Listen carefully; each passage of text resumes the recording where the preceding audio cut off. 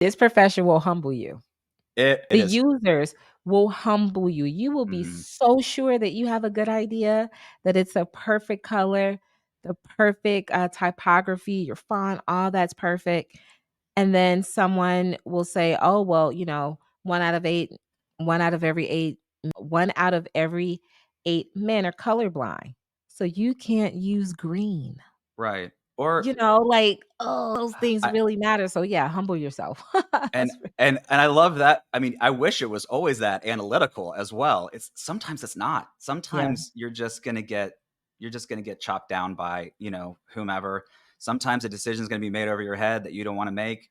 That's just the way it goes. Sometimes you gotta cut a feature because dev doesn't have time, they don't have resources. I mean, all of these things are everyday things, and you just leave your ego at the door and you say, "All right, man, that's just the way baseball go." That's business.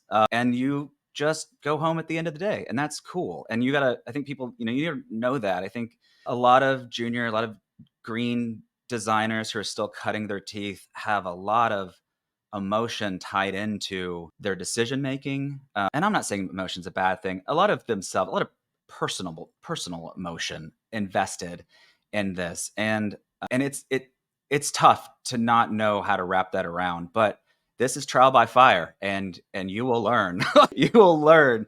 And we joke about that. We're like, well, I've been doing this for 20 years, so I don't really feel that much anymore. But it does, it does every once kind in a of, while. yeah. I mean, then that's fine though. I think that's how you earn your stripes. And Yep. and I have, my Yeah. junior designers, and they'll come to me, and we're working on whatever we work on, case studies and red routes and all of this kind of stuff.